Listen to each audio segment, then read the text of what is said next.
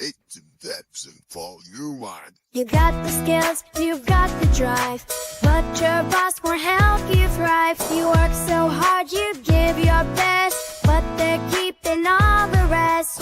You don't have to stand alone, together we're stronger, set the tone. Fair pay, fair rules, a safe place too. It all begins with me and you. Organize, unionize, it's your right, don't compromise. Not treat it fair, don't stand despair. Raise your voice, it's time to care. Together we rise, we win the prize, because a union means we're unified. When you stand as one, you've got the power. You can make big change in just an hour. It's not just talk, it's taking a stand for better pay and a helping hand. It's not about fighting, it's about what's fair, sharing the value of what's made there. If the boss says no, don't be afraid. Together we've got the tools to trade. Organize, unionize, it's your right, don't compromise. Not treat it fair, don't stand despair.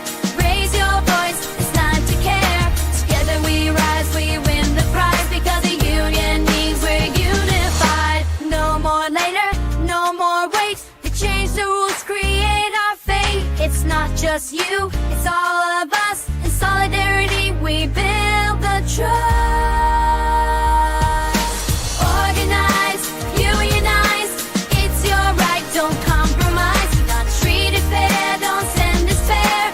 Raise your voice, it's time to care. Together we rise, we win the prize, because a union means we're unified. As a union means we're unified. The unified, the unified. Your voice matters, your work matters. Together we can make it better.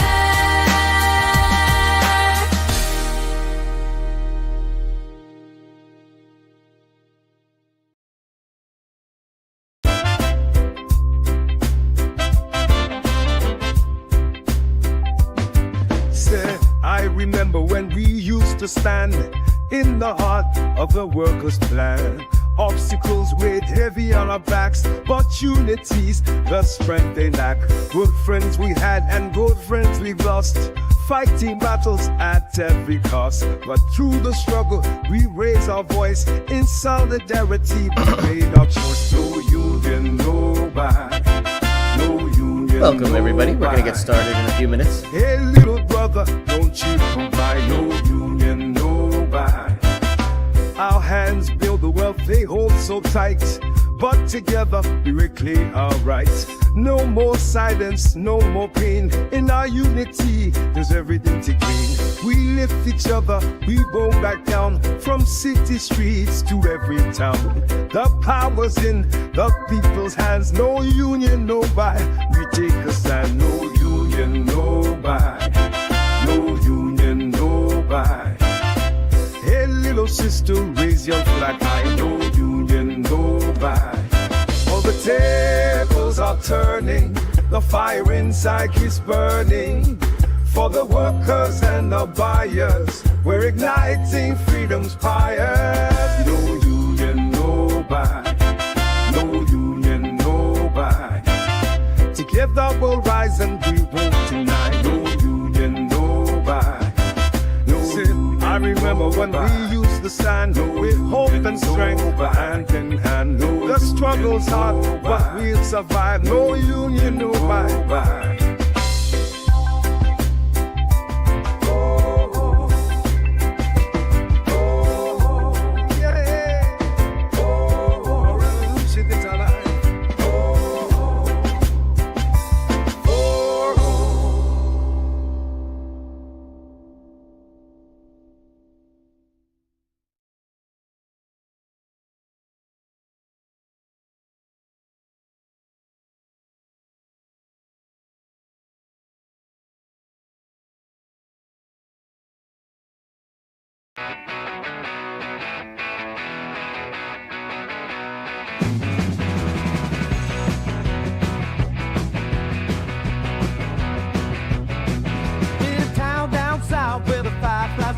There's a man named Michael with a vision to show. Building towards a goal, he's got the spark, dreaming of a future that'll light up the dark. But on the other side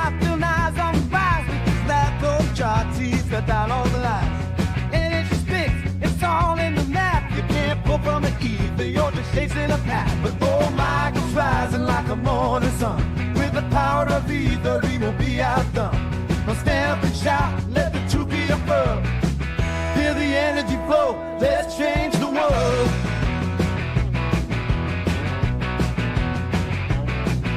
In the heart of a life, the tension was thick. Skeptics gathered round the table ready to pick. Chose your fruit, and let the taste clear. And I find the stream, you're just chasing a spin. The Michael smile by with blindness eyes. Just watch as I spin, let the naysayers cry. Girl, spin fast, and a heart full of fight. I'll show you the power that's hidden inside. Oh, Michael's rising like the morning sun. With the power of either, he won't be outdone. Well, stand up and shout, let the truth be unfurled. Feel the energy flow, let's change the world.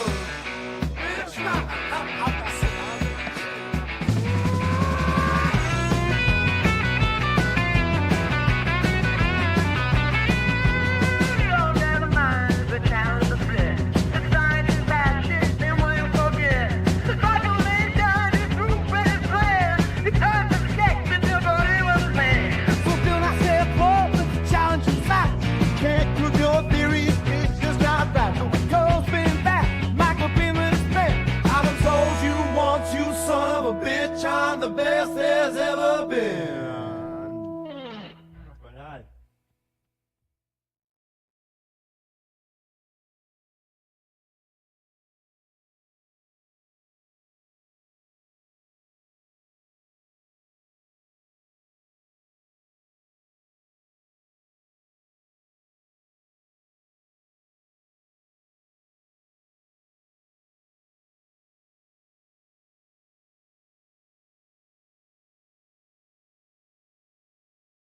Unfortunately, I didn't see the blood moon. We missed it. My girlfriend and I were wanting to see it, and I completely forgot. I got tired, and I fell asleep.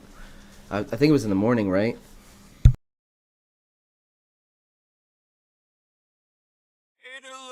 My dust cracks the code tonight.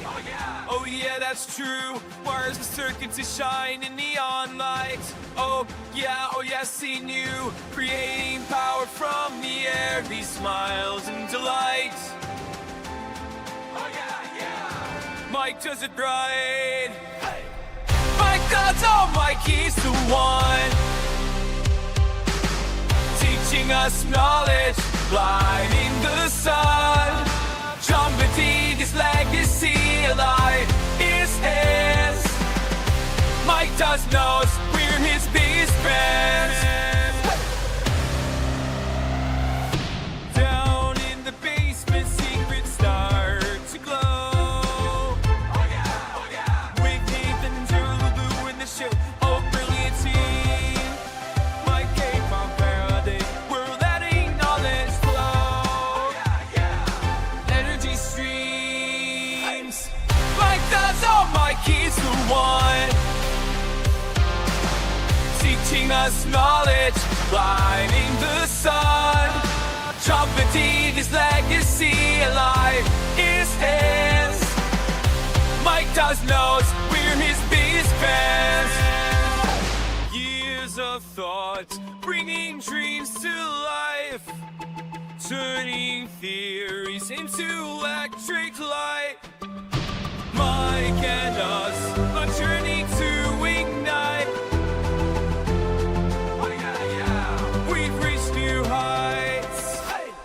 Mike does all Mike is the one teaching us knowledge, lighting the sun. Trumpeting his legacy alive is his. Mike does knows we're his biggest fans.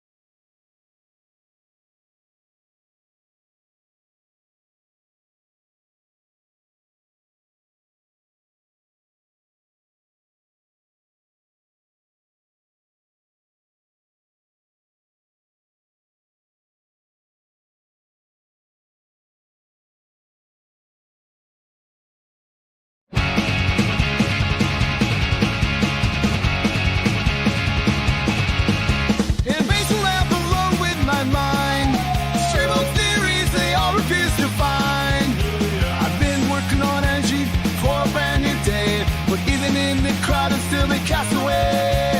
Alienated from the aims of added nature in disguise. Ideas ahead of time dismissed with narrow eyes. Benefactor boy, dreaming about the world you can't deploy. Changing the system, but treated like a toy. Ideas misunderstood, but brilliance is his boy. Benefactor boy, can't you hear his voice?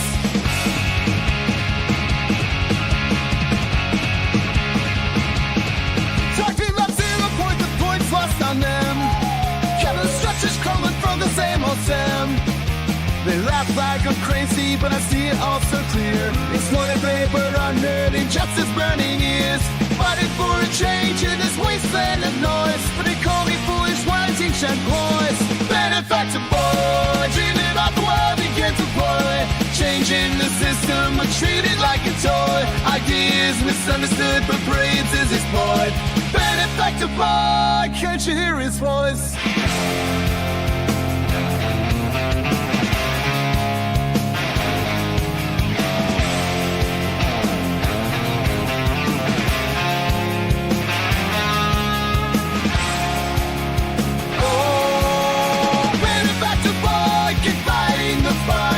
Chasing revolutions in the darkest nights. A dreamer with vision beneath the laughter and noise. A future so bright waiting for the right choice.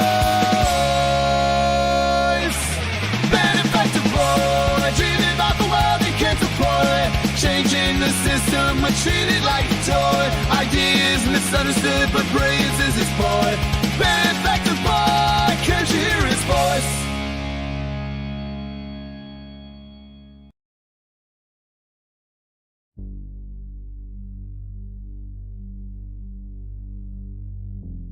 The capitalist system is everywhere. It is all around us, even now in this very room.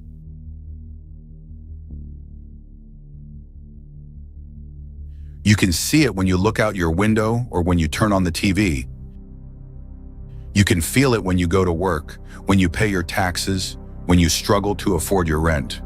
It is the world that has been pulled over your eyes to blind you from the truth, that you are a slave.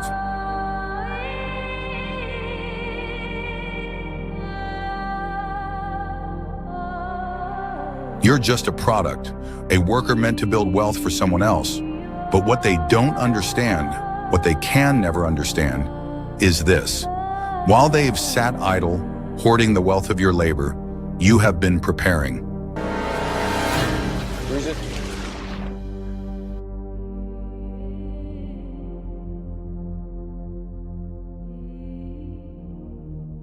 Every hour you've worked, every struggle you've faced has refined you. Your struggle is your training, and you've been training your entire life.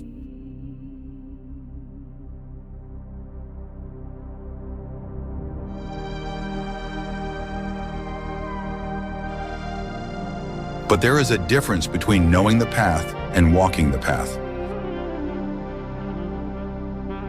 We've survived by hiding from them, by running from them, but they are the gatekeepers.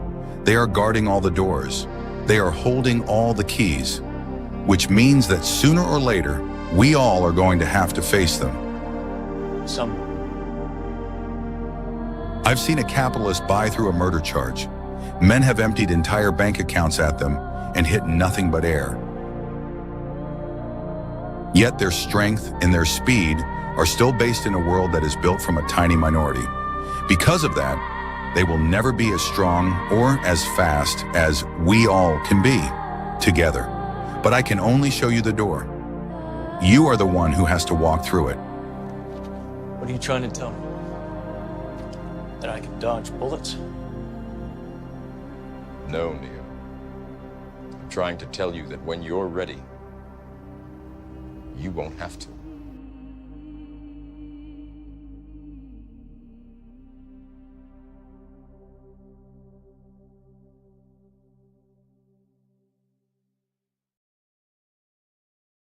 Welcome to the real world.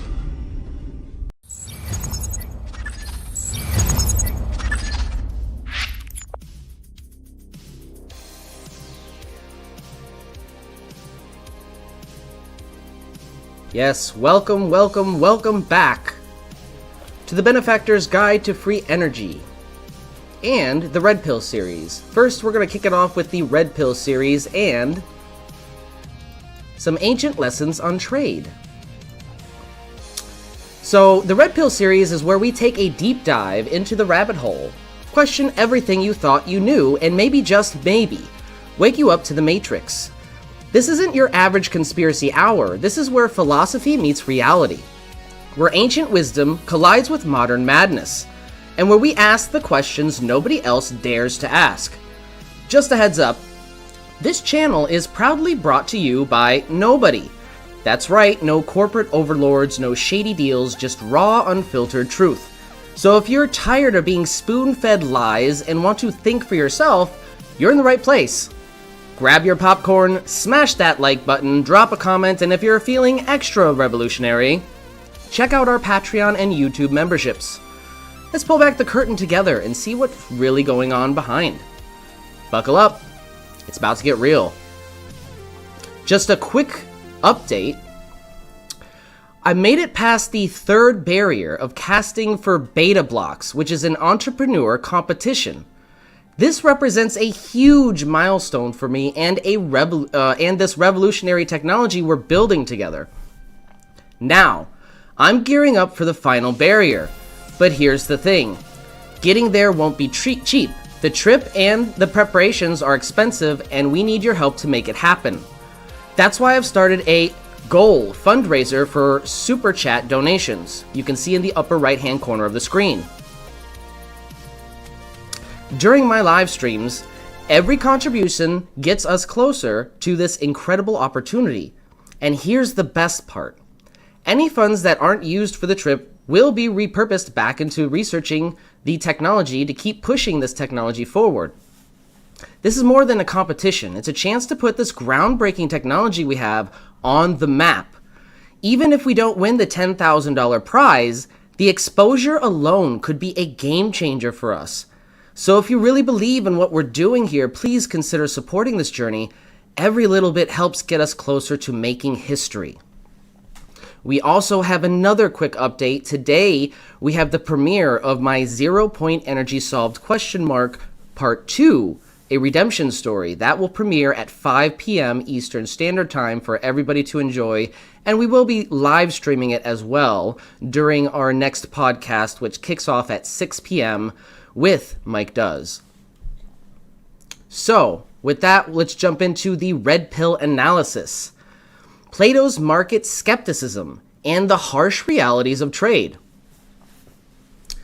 Plato, the ancient Greek philosopher, wasn't just skeptical of markets.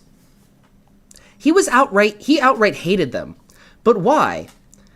Because he believed they prioritized profit over virtue, encourage dishonesty, and inevitably lead to inequality and social decay. In a market-driven society, the incentive isn't to create value for the community, but to extract the most from every transaction, often at someone else's expense.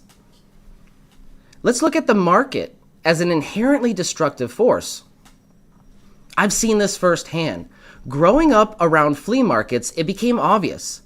Everyone was trying to rip each other off. My grandfather was always looking for an angle, and so was everybody else. It's a game of deception. Who can outmaneuver the other?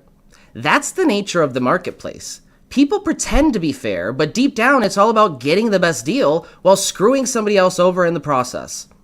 Markets, no doubt, are efficient at distributing goods, but let's not romanticize them. They come with inherent flaws that need to be addressed. Plato saw this long before capitalism was even a concept. He understood that an unregulated market naturally leads to moral decline, greed, and class warfare. Now let's look at Plato's vision, a structured society over market chaos. Plato didn't just hate markets, okay? He was also deeply skeptical of democracy in general. He saw it as a system where the ignorant masses could be easily manipulated, leading to the eventual rise of tyrants. Instead, he favored a rigid social structure led by philosopher-kings, an aristocracy of the wise, something I personally don't agree with. Now, while I don't fully agree with him on that, his distrust of democracy had some valid points. Just look at how easily modern societies are swayed by propaganda, empty rhetoric, and corporate influence. But his rigid class-based vision, that's a step backward in my opinion. People should be able to rise based on merit, not be locked into some social caste system. All right, so let's talk about the real-world examples of how markets can create bad situations that hurt people instead of helping them. Healthcare for profit. The U.S. healthcare system is notorious for this. In a properly functioning society, healthcare should exist to heal people. But in a market-driven society, it exists to extract the most money from people's suffering. Insurance companies deny claims, hospitals charge insane fees, and life-saving drugs are priced out of reach, not because it's necessary, but because it's what's maximizing profits. So let's look at a better alternative. Countries with public health care like Canada or UK. Don't let markets dictate whether people get treatment. They treat healthcare as a right, not a privilege. Another example is planned obsolescence, tech industry, and fast fashion. So companies intentionally make products that break down faster than you have to buy more. They intentionally make products that break down faster, so you have to buy more. Apple throttles older iPhones. Printers manufacturers put chips in ink cartridges to block refills, and clothing brands churn out cheap disposable fashion that falls apart after a few washes. Let's look at a better alternative, which is repairable, durable goods. There's a reason older appliances last decades, while modern ones barely make it 5 years. It's because companies realize profit is higher when things break quickly. Markets don't just want long-term solutions, they want repeat customers. Another example of how markets destroy societies is haggling and price gouging. This is a disaster for economics. After natural disasters, markets don't step in to help. They see an opportunity. Price for water, fuel, and shelter skyrocket when people need them the most. That's the logic of an unregulated market. Supply and demand, not ethics.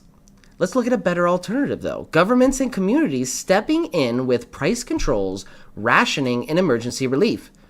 In a just system, no one should be priced out of survival. That's the philosophy here. Let's look at good market solutions, where trade actually works. Here are some cases where it actually works. Markets aren't all bad. When structured properly, they can create value instead of concentrating wealth. And here are a few examples of market solutions that actually work. Farmers, markets and cooperatives. So direct consumer trade, that's what a farmer's market and a worker cooperative is. Unlike corporate supply chains that exploit labor and inflate costs, farmers' markets allow direct trade between producers and consumers. No middleman, no monopolies, more ethical and locally sustainable. Alternatives, worker-owned cooperatives, where employees share ownership and profits, instead of a few executives taking everything for themselves. Let's look at open source software, which is nonprofit collaboration over monopoly.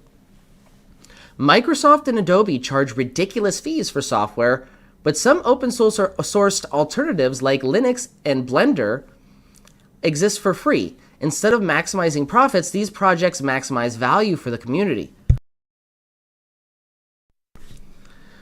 Alternatives, more funding for publicly developed technology, rather than leaving everything in the hands of corporations. We can look at public transit versus private transportation greed. If markets controlled transportation fully, cities would be choked by toll roads and overpriced Uber rides. That's why public transit, subsidized by taxes that you and I pay for, exists as an alternative. It's cheaper, more efficient, and it benefits everyone, not just those who can afford it.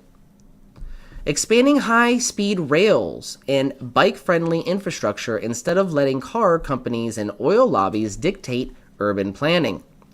Now, something that Richard Wolff likes to argue is that that car that you have is just sitting there most of the time when it can be utilized by society.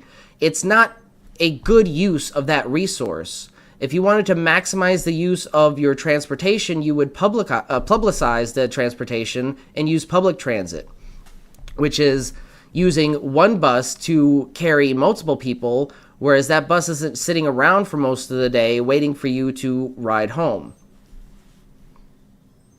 The takeaway here is that markets are useful but inherently flawed. Plato saw their dangers long before capitalism ever took hold. Unfettered markets lead to exploitation, deception, and the decay of social cohesion. The challenge isn't whether markets should exist, it's whether we can create a system that reins in their worst tendencies while still allowing a fair trade in innovation.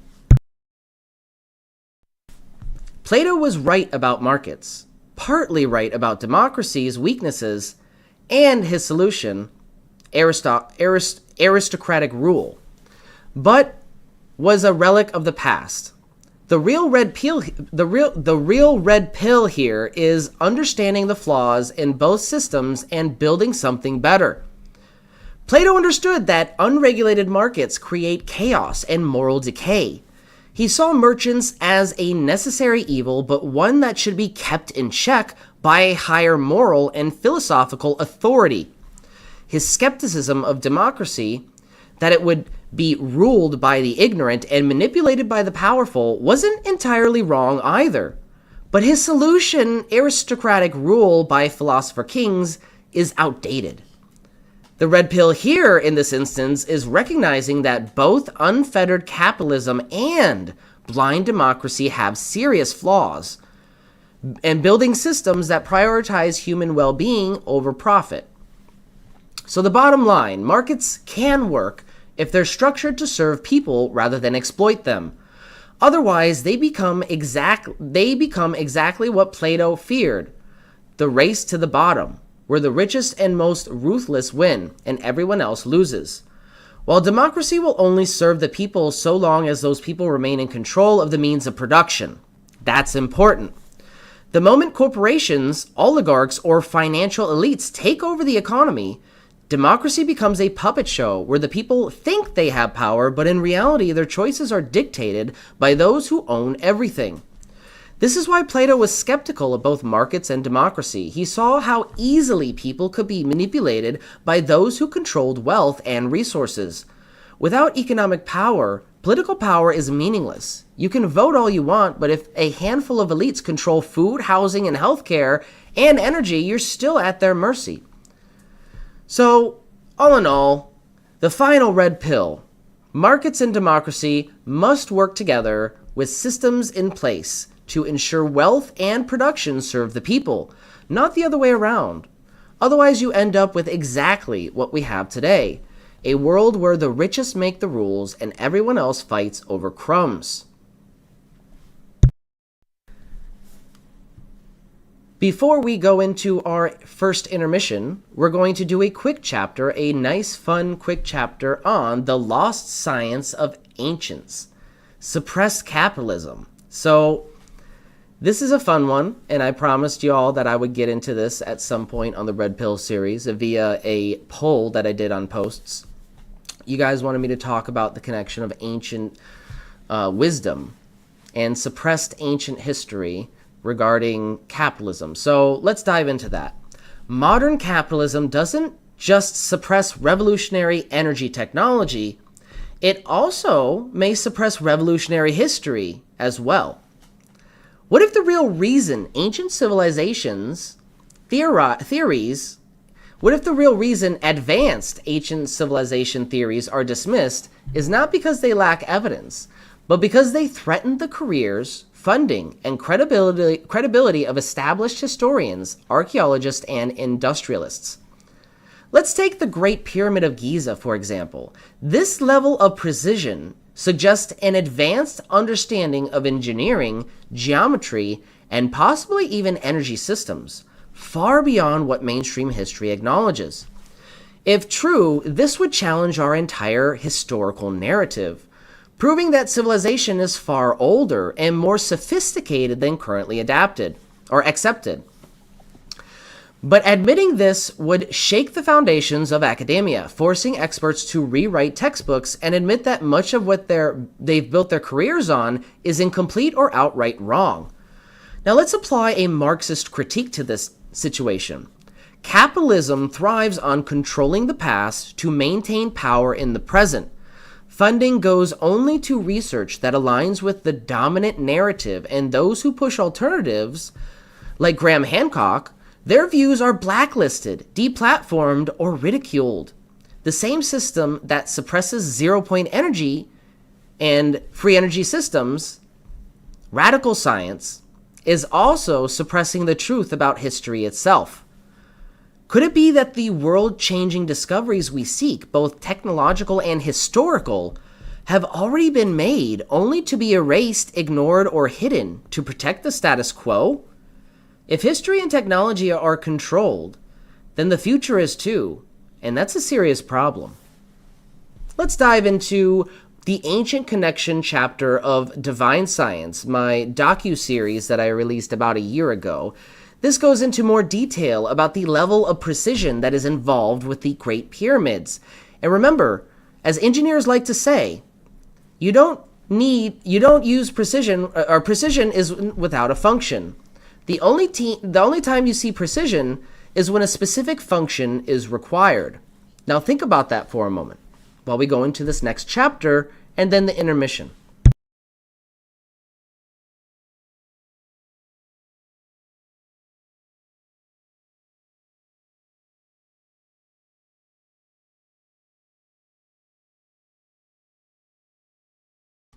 These angles and dimensions Bendel utilizes are not only found in nature, they have been written about in various ancient texts and encoded within ancient architecture for thousands of years. This ancient knowledge can be seen in the Great Pyramids. For example, the angle at which these vortexes must collide to successfully discharge is the same exact angle that is used for the concave on the pyramid wall. It has been theorized by many that the pyramids were used to generate power. Ben Van Kerkwijk and Graham Hancock have talked about Egyptian culture being misstated and misunderstood, with two separate dynasties and cultures separated by not only great distances in time, but vast differences in technological achievement. The technological contradiction extends also to architecture. Let's consider the pyramids. There are quite clearly two classes of pyramids that can be found in ancient Egypt. On the left, we have the massively megalithic stone pyramids made up of huge blocks of stone, and on the right, we have the other pyramids that are all over Egypt. They're made from mud bricks, and many of them are decaying slowly over the years, and they're starting to fall apart, versus, the stone pyramids are still standing and mostly intact. Then we have Christopher Dunn, an engineer who wrote a book on how this energy could have been harnessed, and makes an astonishing connection to Tesla in his upcoming book. And I came to the conclusion that those granite beams, they had to have actually tuned them to respond to a particular frequency. And really, just like piano strings, if you strike one and you undampen the strings, another one at a higher octave will resonate. The harmonic of that particular frequency will resonate. It will absorb the energy and respond in sympathy with it. And you can actually transfer energy from this lowest beam clear to the top beam if each of those beams is tuned to the same frequency or a harmonic of that frequency. And that is what I believe is happening. It is curious that Tesla once thought the pyramids were also power generators of some sort. Perhaps he even based his Wardenclyffe Tower off this theory of capturing the resonant vibration of the Earth and amplifying it within the King's Chamber. The King's Chamber is a room within the Great Pyramid that has a suspicious hollowed-out cavity surrounding it, making it a perfect candidate for a resonant chamber. This setup can create a resonant cavity that amplifies specific sound frequencies. By altering the size and shape of the chamber and cavity, different frequencies or pitches can be amplified.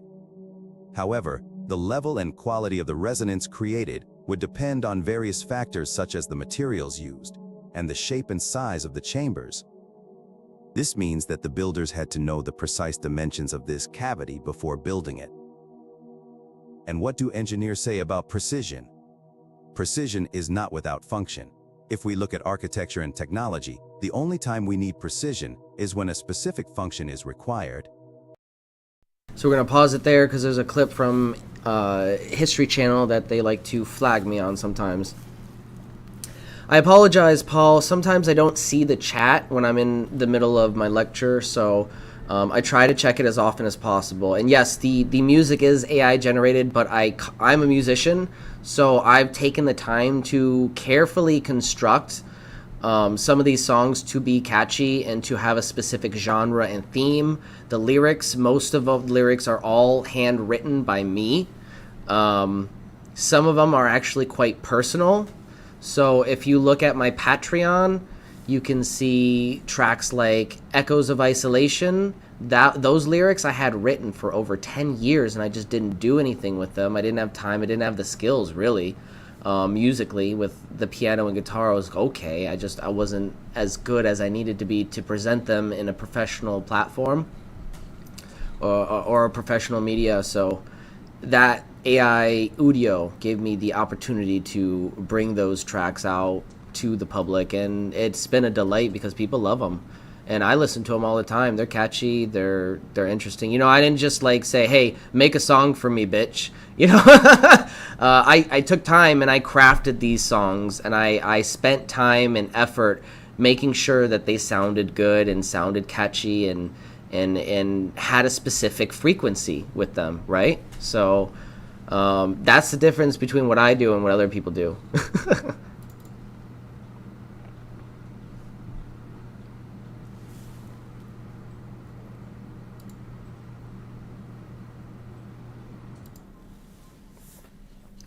All right, so we're going to transition into a quick intermission, but first a quick Freedom Fund pitch. Here on Beneficence TV, we don't take sponsorships because we actually like telling the truth. No corporate strings, no muzzles, just raw, independent research into ending fascism and unlocking zero-point energy. Our only sponsors are you. So hit that like button, subscribe, share for people who would appreciate our content, and if you really want to help power the cause, consider my Patreon and YouTube memberships, where you'll find exclusive behind-the-scenes content and get a first glance into some of my vortex coil research before it goes public. And another quick reminder, I did make it to the third barrier for casting for Beta Blocks, which is an entrepreneur competition. This represents a huge milestone for me and this revolutionary technology we're building together here on this channel. Now I'm gearing up for the final barrier, but here's the thing. It won't be cheap getting there. The trip and preparations are expensive, and I need your help making it happen. This is why I've started a GoFundraiser in the top right corner of the screen. You can see for super chat donations. You can see our progress is about $5 so far, so not bad start. During my live streams, every contribution gets us closer to this incredible opportunity, and here's the best part. Any funds that aren't used for the trip will be repurposed back into research to keep pushing this technology forward. This is more than just a competition, ladies and gentlemen. This is a chance to put this groundbreaking energy recycling technology on the map. Even if we don't succeed in winning the $10,000 prize, the exposure alone could be a game changer for us and our mission here. So if you really believe what we're doing, please consider supporting this journey. Every little bit helps get us closer to making history. Now a quick intermission before I dive into some evidence of the ancient suppressed knowledge. Very smart. Some would say the smartest. The founders, great guys, tremendous guys, wrote a beautiful document, but let's be honest, it's very outdated.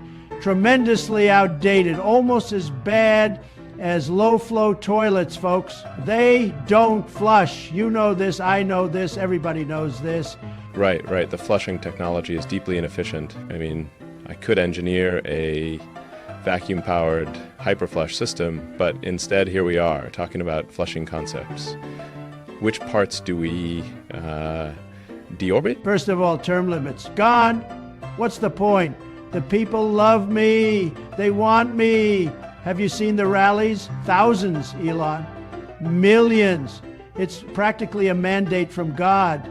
Okay, but let's think strategically.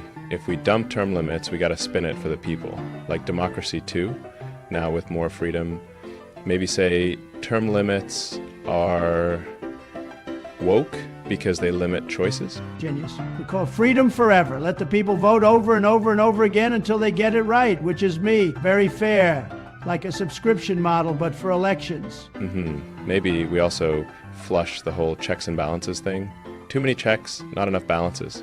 Very inefficient system. I was just saying that. Checks, fake news, balance. I've already got it. I mean, have you seen my golf swing? So, judiciary stays, or do we replace it with an AI? Maybe one that, you know, thinks correctly? Elon, my friend, that's why you're a visionary. A big thinker. We replace the Supreme Court with Truth GPT. No more interpretations, just cold, hard facts. And those facts are, of course, very good for me. Love it. But what about the First Amendment? People keep saying things. I don't like when they say things. Well, we keep half of it, the part where we can say anything. The other half, straight into the toilet. Swirl it around, maybe add some bleach, like a little disinfecting cocktail. Good, good. Free speech, but only for shareholders. See? This is why America wins with us, Elon. We're cutting the red tape, making democracy as smooth as a beautiful golden flush. Wait, if we flush too much, doesn't that kind of break the system and then we're left ruling over chaos? Elon. That's where you're wrong. We don't break it, we fix it. Like I fixed casinos, like I fixed Twitter. I mean X, like I fixed everything. Trust me, it's going to be beautiful. The best, most American flush in history. Okay, but if this backfires, I do have a rocket out back and in my pants. Fully reusable, rapid re-entry, and elongated for maximum efficiency, courtesy of my amazing plastic surgeon. Elon, I gotta say, tremendous work. Many people are saying it, but let me tell you, if we're talking size, I've got the biggest constitutional amendment right here. They say it's too long, too thick, too complicated. One woman even said it's a bit crooked. I say that's what makes it great. Well, mine's state-of-the-art, incredible efficiency, ultra lightweight but powerful, like the armored Cybertruck, but personalized for maximum insemination. And we fixed the bulletproof function as well. Not gonna lie, I'm impressed. But as you know, size does matter. In America, she loves a guy with a huge mandate. She doesn't mind if you grab her by the profit either. Right. And speaking of things getting wrecked, are we still flushing term limits? Oh, absolutely. The biggest flush in history. Tremendous. Like my ratings. And apparently like your new launch system. Got it. Term limits, free speech for shareholders, Supreme Court replaced with Truth GPT, bold moves. But if this backfires, I still have a rocket out back. Escape plans? Love it. Very smart. But trust me, Elon, this flush is going to make America great again.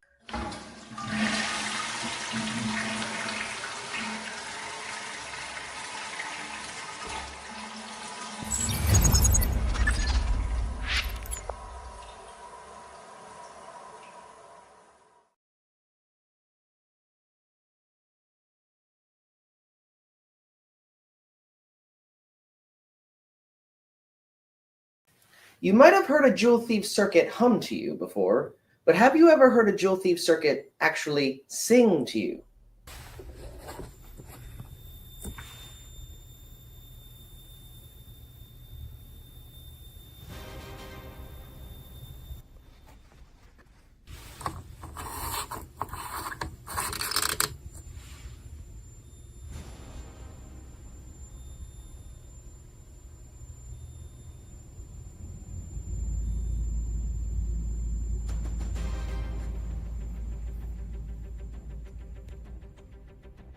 This is energy recycling. 15.5 hours of continuous power compared to just 2.5 hours off of a standard inverter. While this traditional inverter already maxes out at 88.5% efficiency, we're breaking every limit with my Vortex coil system. This standard DC to AC inverter will only run for 2.5 hours on 12.2 watt hours of energy, but my system provides energy for a whopping 15.5 hours off of the same 12.2 watt hours. That's over 6 times more efficient. Not only that, the system will keep powering my lights well past 12 volts on the battery. This isn't just an upgrade, it's a new industrial revolution. This is the energy of the future, and you are powering it. Imagine a world where energy is infinite, where the power to fuel our lives doesn't come from burning the past, but from harnessing the future. This is the breakthrough that changes everything.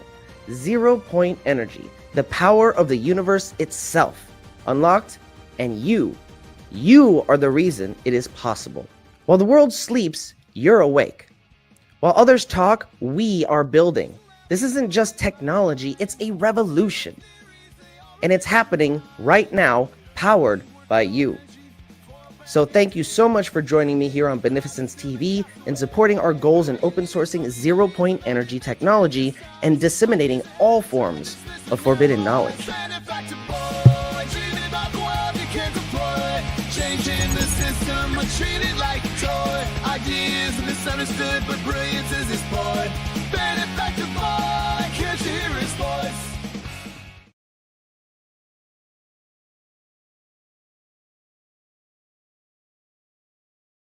Have you heard about this benefactor guy? This dude is talking about free energy, but here's the twist. He says it's not free energy. He's calling it energy recycling, which first off is kind of genius, right? Because when you say free energy, people immediately throw you in the crazy bin. But energy recycling, that sounds like some next level Tesla shit. Yeah, man, it's all about the branding. But what is it that he's actually doing? All right, check this out. He posted this. Free energy isn't actually free. This is a misnomer. It's actually a mutual exchange from the vacuum, a field of energy from which everything arises, the same energy that powers an atom. Like what? Bro, that's some deep shit. But then he breaks it down. He says you can tap into this energy without breaking any known laws of physics by using something called back EMF capture. Whoa, back EMF capture?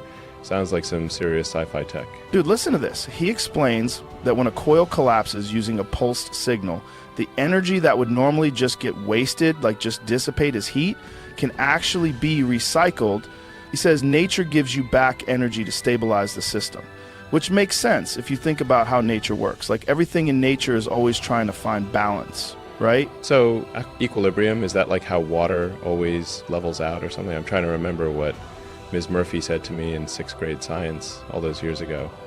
What was that? Oh yeah, Elon, stop eating that glue and pay attention. Man, if only I had listened, I'd probably be the one inventing energy recycling instead of just talking about it. Exactly. So he's saying that by intentionally destabilizing the system, collapsing the field, you actually get energy back as a kind of natural response. And here's where it gets wild. He compares it to pushing a swing. If you push at the right moment, you don't need to use a lot of energy and the swing gains momentum. But instead of a swing, he's using resonance to harness that extra energy without it becoming destructive. He says most traditional systems are like a surfer fighting against the current, while his method is like riding the wave to shore. Dude, that's crazy. So he's basically saying the energy is already there. I just suck at using it efficiently? That's what it sounds like. He's basically saying the way we harness energy now is like trying to swim against the tide. And if we used resonance instead, we'd be tapping into energy that's already there, just waiting to be used. I don't know, man. Either this guy is onto something or he's the most poetic bullshitter of all time. Well, if he's legit, why isn't he all over the news? I haven't heard anything from him on X, formerly Twitter. He hasn't said anything bad about me on X. So, you know, I didn't ban him or anything. Look, I'm not the monster my therapist says I am. I mean, sure, I've spent millions of dollars training to beat a kangaroo in a fist fight, but That doesn't mean I'm dangerous. It just means I get shit done. That's the real question, man. But here's the craziest part. I looked into him, and he's not selling anything. He open sources all of it. That's the real question, man. Either the system doesn't want to hear it, or we're about to find out if this guy disappears in the middle of the night. Dude, that's crazy. He's absolutely crazy. That means if he's telling the truth, anybody could build this in their garage. You know what I say? Go fuck yourself, benefactor. Nope, no patents, no paywalls, just straight up, here, take it, see for yourself. Like, what kind of madman does that? Usually people either try to cash in or they get shut down before they can say a word. But this guy, he's out there on live streams showing people exactly how to replicate it. I mean, if you want to try to take on my Tesla tech, how dare you put out better technology that is cheaper and safer? Go fuck yourself. That's the thing, man. If it's real and people start building it, that's a game changer. We're talking about completely shifting how we think about energy. But also, if it's real, you got to wonder how long before somebody tries to stop it. Or maybe we can think of it like how long before his Tesla mysteriously malfunctions. Exactly. You ever notice how every time someone gets too close to this kind of stuff, they either disappear, get discredited, or somehow have a tragic accident? But this guy's going full transparency mode. He's putting it all out there where everyone can see it. Maybe that's his strategy. If enough people know, it can't just get buried. Holy shit, this might be one of those moments, you know, like we look back and say that was the start of something huge.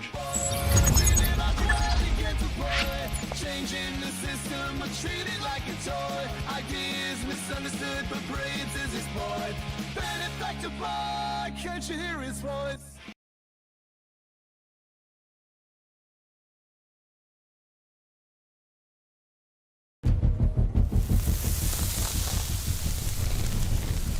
This video was bang on brilliant stuff.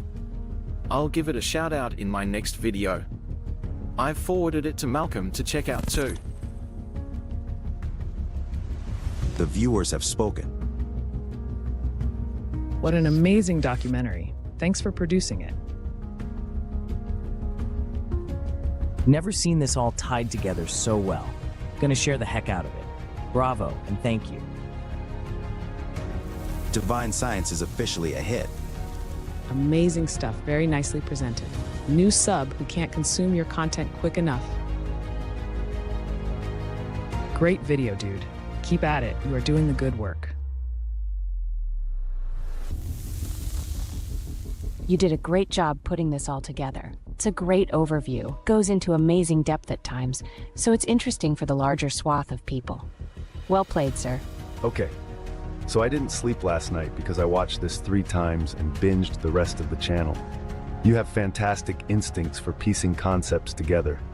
Almost every section was something I was already familiar with in a different context, and this documentary was the thread connecting them all. Join us on a journey into a place of hidden knowledge.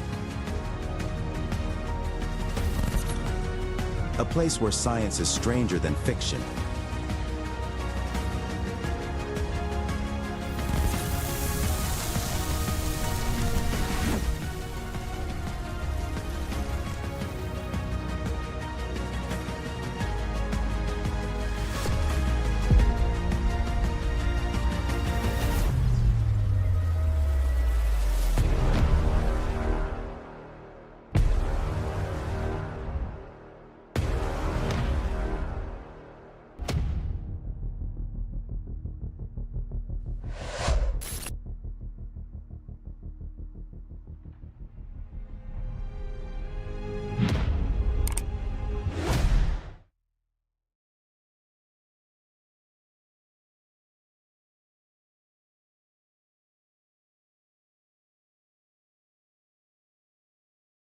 My fellow Americans, I want to talk to you about something that has been a topic of much debate and unfortunately too much misinformation.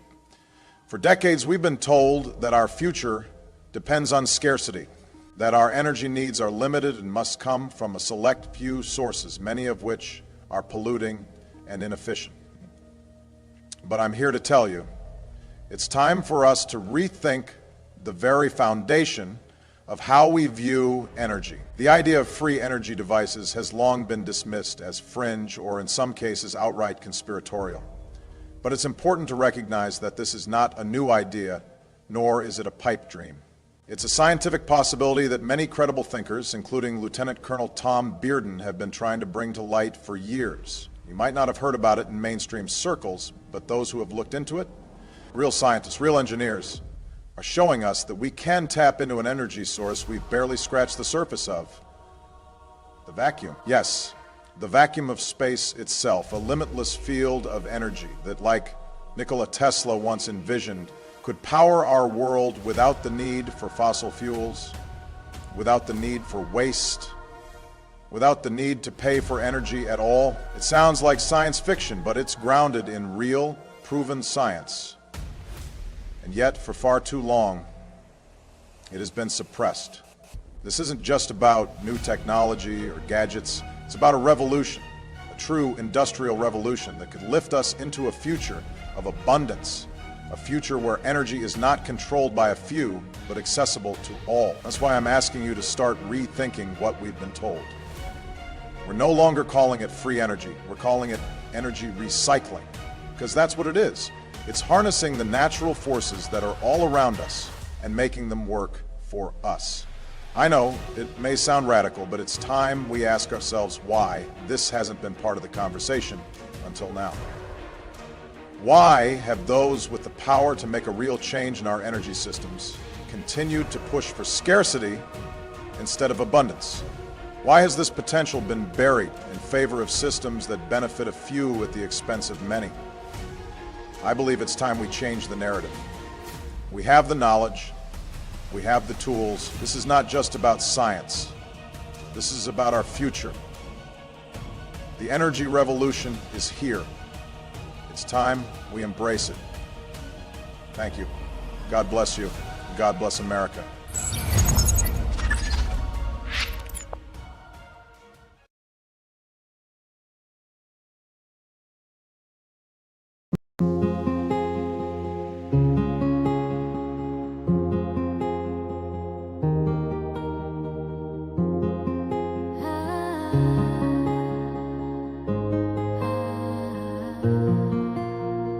In a lab with dreams ignite, Lulu's mind is taking flight. Bouncing equations, there's a plan she designs, unlocking secrets where the cosmos aligns. I say let's reach the stars, with knowledge as our guide. In this universe we're tracing, our destinies collide. Knowledge, wisdom, a peek in the dark, juggling studies and life igniting the spark. Every calculation, every moment so grand, she's building the future with her guiding hand. Our destinies collide. She's paving the way in the dance of science. She'll always stay. I say let's reach the stars, with knowledge as our guide. In this universe we're tracing, our destinies collide.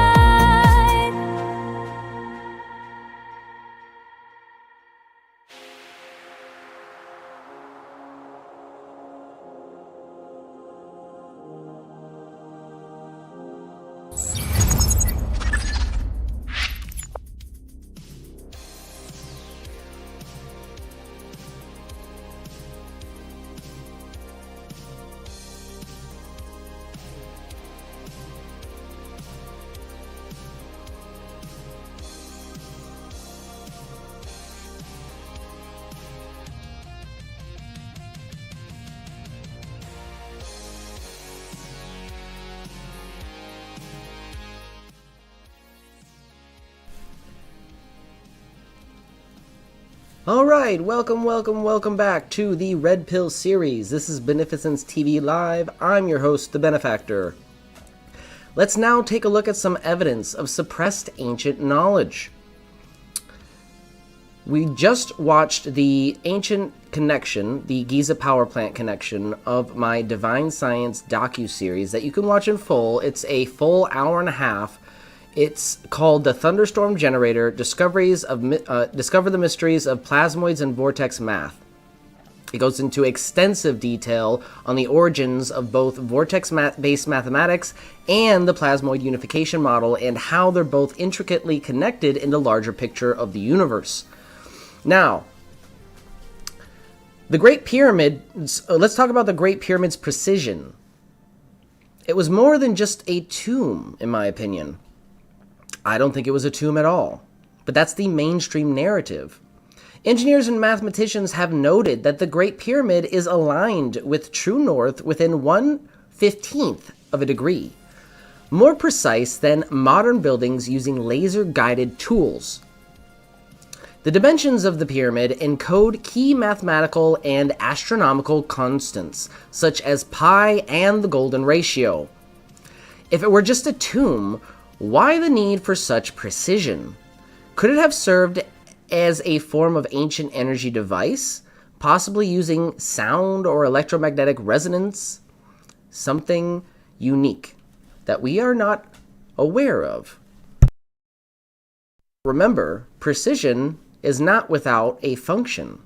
You don't go through that much trouble if you don't have a specific function for your design in mind. Let's now look at Göbekli Tepe. My apologies. Göbekli Tepe.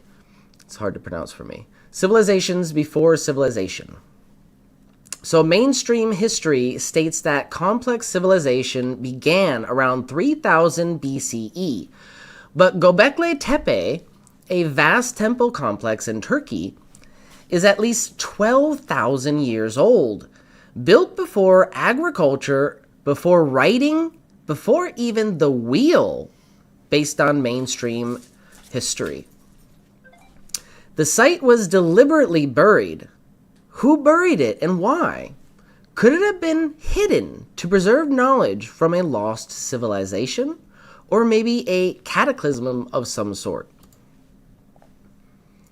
Now we talk about ancient high-tech stone cuttings. This is the most important evidence to date. Impossible with Bronze Age tools, I might add. So sites like Pumapunku in Bolivia and the Serapeum of Saraqua in Egypt feature precision cut stonework that even modern engineers struggle to replicate. Some blocks are so finely machined that they appear laser cut, yet mainstream historians insist that they were carved with copper tools, an impossibility given the hardness of the stone.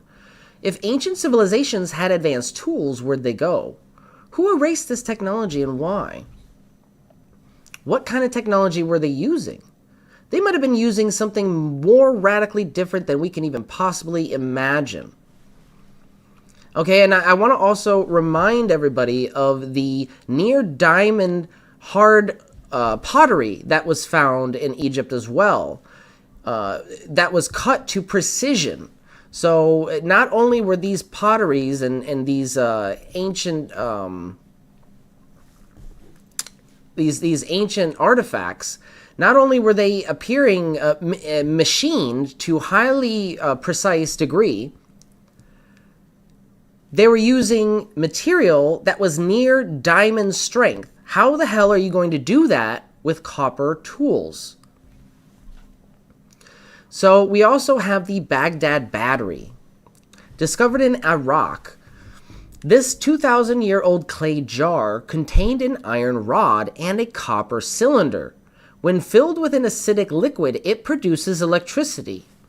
If ancient cultures experimented with electricity, what else did they know? Could they have developed energy systems that have since been lost or actively suppressed? Let's look at this closing argument for this debate. Just as corporations and governments suppress energy technologies that would decentralize power, the same forces suppress historical discoveries that would decentralize knowledge. If civilization is far older and more advanced than we've been told, then the ruling class has every reason to keep that truth hidden. Acknowledging it would not only rewrite history, it would also expose the scientific and historical institutions serve not only truth, but power and profit. In a world where truth is controlled, history becomes a battleground. What we think, what we know, may be a carefully constructed illusion, designed to keep us from realizing just how much has been hidden from us. But if the past has been suppressed, then so has the future. And reclaiming the lost science of the ancients may be the key to breaking free from a systems designed to keep humanity in the dark. We're going to transition to another very quick intermission, but first, this is a sellout-free zone. This message is not brought to you by Big Oil, Big Tech, or Big anyone. Nope. We stay independent so we can keep the truth flowing. And if you believe in that mission, you can support us directly through Patreon or YouTube memberships, or even Super Chats. If you feel inspired by my analysis and research, Super Chats are always helpful and most appreciated. So remember, grab those likes, subscribe to Beneficence TV for more revolutionary content, and share with people who would appreciate it. A quick reminder, I've made it past the third barrier of casting for beta blocks.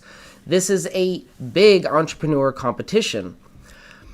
This represents a huge milestone for me and this revolutionary technology we're building together. Now, I'm gearing up for the final barrier of casting. But here's the thing. Getting there won't be cheap, and the trip and preparations are expensive. I need help to make it happen. That's why I've started a fundraiser for Super Chat donations. You can see in the top right corner of the screen. During my live streams, every contribution gets us closer to this incredible opportunity. And here's the best part. Any funds that aren't used for the trip will be repurposed back into the research to keep pushing this technology forward.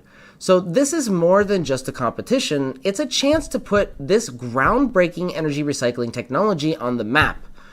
If we don't win the $10,000 prize, the exposure alone could be a game changer for us. So it's a win-win. Even if you believe in what we're doing, please consider supporting this journey and contributing with a super chat. Every bit helps us get closer to making this history. So we're going to do a quick intermission before I go into my next segment, which is Marks My Words. The cracks are showing. All right.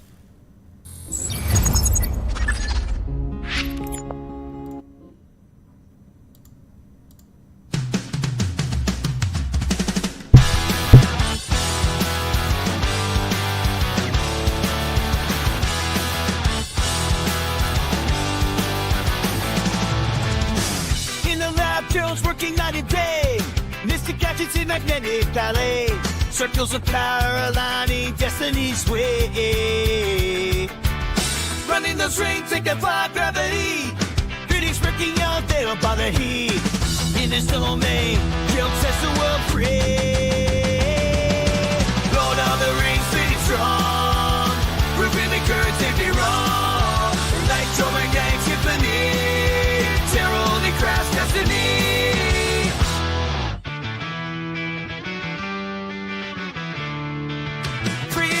Chief from his fingertips. Inspiration study top of scripts.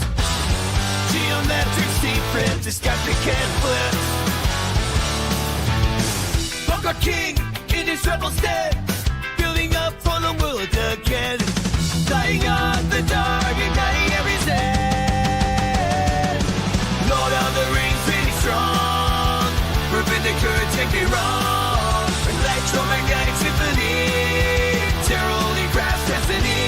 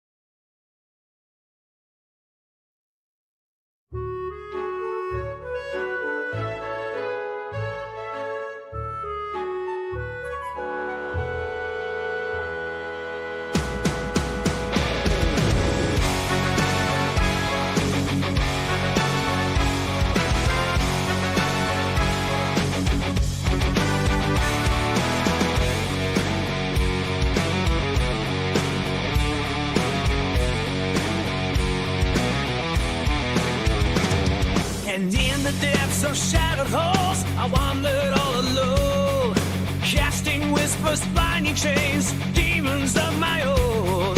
I seek deafening, down spread on my frail soul. I once spin my mirror, haunted by my role. But in the echoes of my cries, just still I emerge, guiding me to where my true results are. Now I rise from the shadows with wings of fire I ascend, free from the chains of sorrow. All these paths are forever deepened. Shattered glass beneath my feet, scars I wear but dry. Stormy nights just turn to dawn, I wear truth as my guide. Anxiety's dissolved in the sun's golden rays. See my destiny through time and space. The fears that once consumed me now they take. For in my heart a new world is proclaimed. Now I rise from the shadows with wings of fire I ascend, free from the chains of sorrow. On this path I forever depend.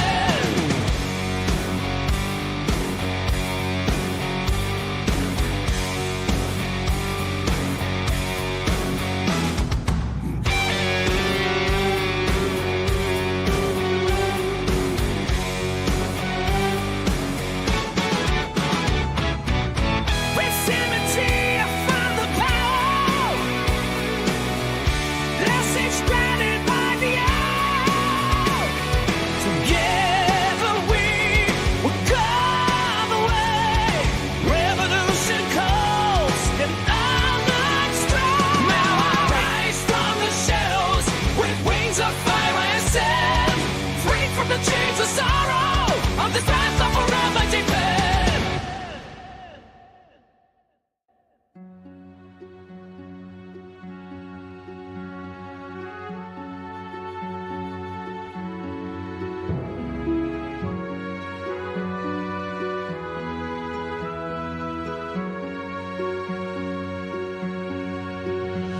In the depths of his oppression, it's the rise of a true nation.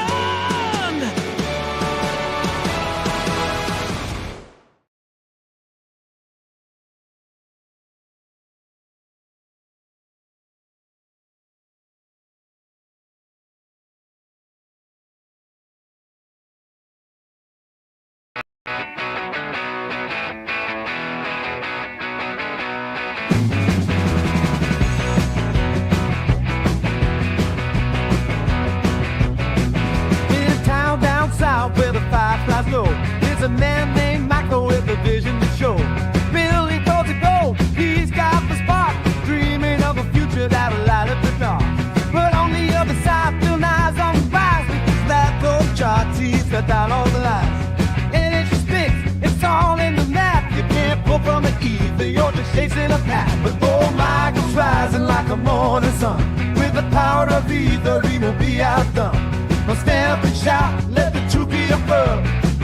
Feel the energy flow, let's change the world.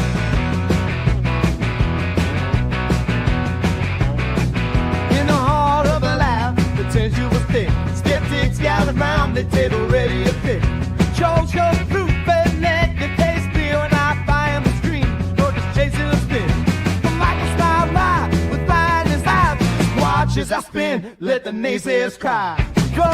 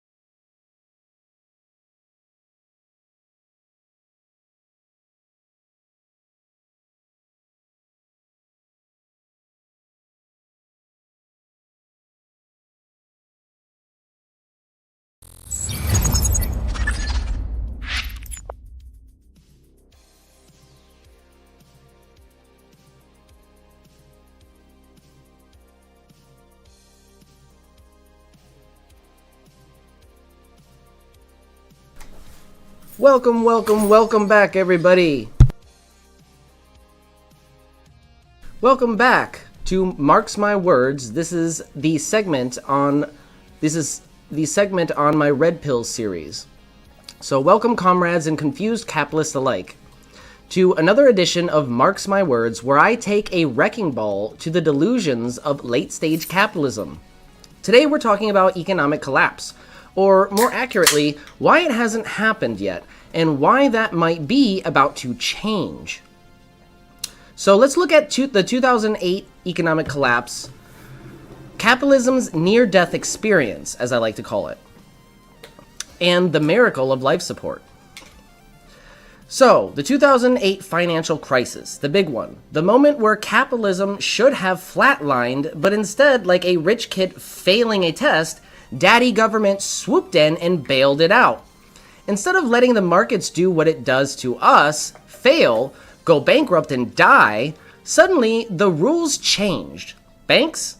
Too big to fail. The corporations? Too connected to fail. You? Too poor to matter. Capitalism didn't survive 2008 because it was strong. It survived because the government printed money, handed it to the rich, and told the rest of us, tough it out. They kicked the can down the road, and now that can is dented, rusted, and rolling towards a cliff.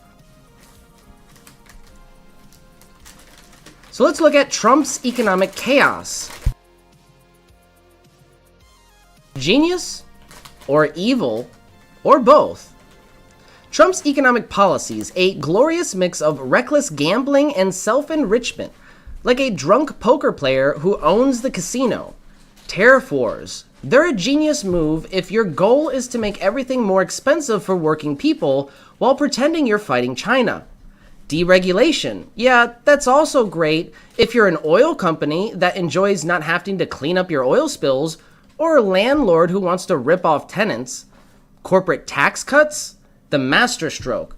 If you believe trickle-down economics works, which it doesn't, or if you're already rich, he is. But here's the real kicker. What if Trump wasn't just incompetent? What if the chaos, the market instability, the erratic policies, the debt ballooning wasn't an accident, but an active strategy? Let's look at the next chapter in this analysis, the Great Capitalist Clearance Sale. Imagine this. You're running a failed amusement park. Instead of fixing it, you burn it to the ground, collect the insurance, and buy a new park for pennies to the dollar. That's what the ultra-rich might be doing here to America, crashing the economy on purpose. Let the stock markets tank, causing mass panic, wait for desperate people to sell their assets cheap, then buy up everything, restart the economy, but now with all the wealth concentrated at the top. Sound crazy? Maybe. But every financial crisis leads to the rich owning more and the poor owning less. It's almost like they want it to happen, based on history. So what's the next catalyst for this economic collapse? The total economic collapse that is capitalism collapsing under its own weight of contradiction. Well, we could have a housing bubble 2.0, a rent forever. Remember 2008, the banks sold houses to people who couldn't afford them, then bet against those same people paying their mortgages. Now corporations like BlackRock are buying entire neighborhoods and turning us into permanent renters. What happens when those prices collapse again? Spoiler alert, nothing good for us. The debt bomb. Pay up or shut up. Consumer debt is at an all-time high. Corporate debt is also skyrocketing. And government debt? Well, all we can do is LOL to that one. At some point, someone is going to demand payment, and capitalism doesn't work when people can't spend. What happens then? Another catalyst could be AI or automation. Sorry, we replaced you, workers, with overseas, but the new scam? Replacing workers with AI and charging you a convenience fee for the privilege. If companies don't need workers, who's left to buy anything? Oh, right, just the people who own the AI. We could also have another climate disaster as a catalyst for capitalism's total collapse. Oops, the world is on fire, but that'll be an extra $19.99 if you want us to put it out. Wildfires, hurricanes, floods, capitalism isn't stopping them, it's profiting from them. Disaster recovery is now a business model. If you can afford it, too bad, so sad, enjoy the water damage. So let's look at lessons from history. When empires fall, capitalism is acting like a dying empire. And we've seen this in history before. Rome had bread and circuses until the barbarians walked in. The Soviet Union was propped up by lies until the economy caved in on itself. And we all know what happened during the pre-revolution in France. The rich ignored the poor until heads literally rolled in the street. History tells us no empire lasts forever, they just think they do. So let's look at some predictions. How does all of this end? Well, how does capitalism finally eat itself? What could that look like? We have 3 scenarios that I've come up with that could play out here.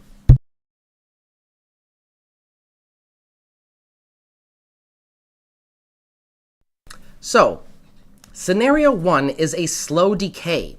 Capitalism just limps along, getting worse for workers, better for billionaires, until it finally collapses into a neo-feudal hellscape where Jeff Bezos owns the literal air you breathe. Scenario 2, a sudden crash. Major crises, housing debt, automation, climate, something spirals out of control, and the government can't save it this time, and everything implodes. Scenario 3, we have a leftist revolution. Hey, it's happened before. The people rise up, capitalism gets put out of its misery, and we try something new. This is the scenario I think will most likely play out. Now, whether that is a peaceful revolution or a violent one, I cannot say, but I always advocate for knowledge, blinding the sun, trumpeting his legacy alive is his. Mike does knows we're his biggest fans.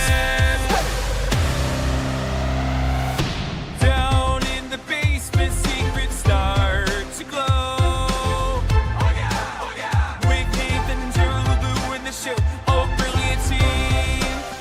Mike came from Faraday. We're letting knowledge flow. Oh yeah, yeah. Energy streams. Mike does all. Mike is the one teaching us knowledge, blinding the sun, trumpeting his legacy alive is his. Mike does knows we're his biggest fans. Years of thought, bringing dreams to life, turning theories into electric light. Mike and us, a journey to ignite. Heights. Hey. Mike does all. Mike is the one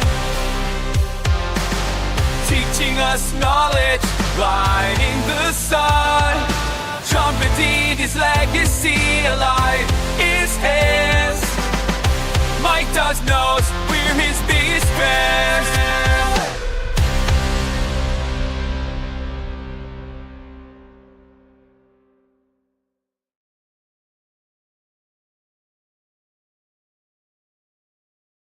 This minor galaxy,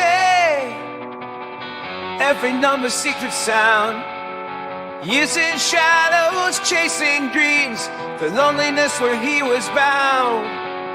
But in those waves of radiant truth lies the magic of his youth. Oh, like the night think to spark, he's a beacon in the dark. The mathematician's rise, we see the world through his eyes. They call him Matt, a lonely star, lost in formulas so bizarre. Connections made where none could see, a future bright while symmetry. beyond the whisper and the sneers. Victor's victory over the years. Oh, like the night picture spark, he's a beacon in the dark. The math magician's right. We see the world through his eyes.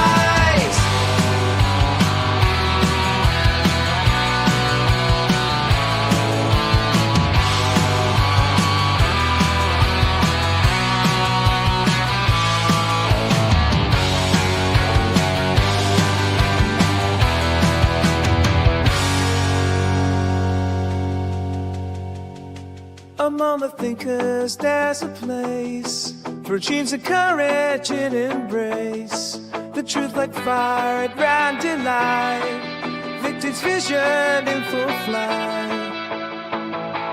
Oh, like the night Victor spark, he's a beacon in the dark. The math magician's right. We see the world through his eyes.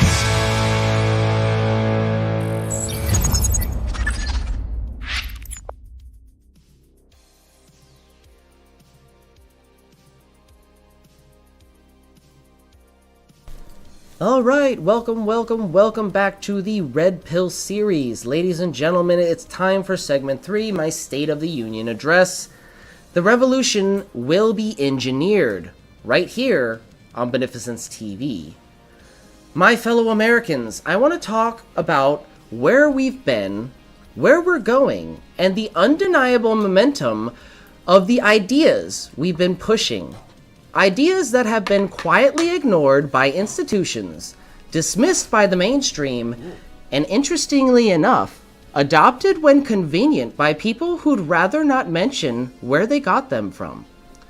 We are standing at the intersection of two seemingly disconnected movements, one pushing the boundaries of science beyond what's deemed acceptable, and the other challenging the economic system that ensures only a select few get to decide what knowledge is profitable and what remains fringe. But as I've said before, reality doesn't care about power. We are in the business of disrupting the status quo, not by accident, but by design. Whether it's the exploration of energy recycling as a rebrand of so-called impossible energy systems, or proving in real time that efficiency barriers aren't just rigid as we've been led to believe, this work isn't just about theory, it's about action. If you've been paying attention, you know I've worked tirelessly to shift the narrative here, to take ideas that have been dismissed by pseudoscience, are dismissed as pseudoscience, and reintroduce them in a way that forces people to reconsider. We aren't just exploring free energy, we are redefining it. We aren't just talking about alternative energy, we are making it viable through a new lens.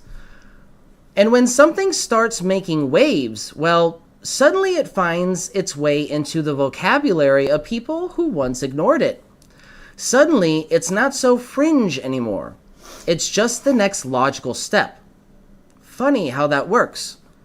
Science doesn't exist in a vacuum, and neither does the economy that controls it. Capitalism doesn't reward innovation, it rewards control. It takes ideas from those who work tirelessly in the margins, repackages them, and sells them back to the public with a corporate logo stamped on top. We saw this in 2008 when the entire global financial system collapsed under its own contradictions. Yet, rather than letting capitalism take its natural course, which by its own rules should have been self-destruction, the state propped it back up, ensuring that those at the top could consolidate even more power. And here we are again. A different decade, yet same game. Except this time, the stakes are higher. Austerity measures, skyrocketing debt, intentional market destabilization, It's not incompetence, it's consolidation. The goal isn't just wealth, it's control. Economic collapse isn't a failure, it's an opportunity for the people engineering it. The left and right have been pitted against each other in a manufactured culture war, while both are being robbed blind by the same system. The working class on both sides of the spectrum are being sold different flavors of the same lie. One in the language of free market, the other in the language of state intervention, while neither actually gets what they need.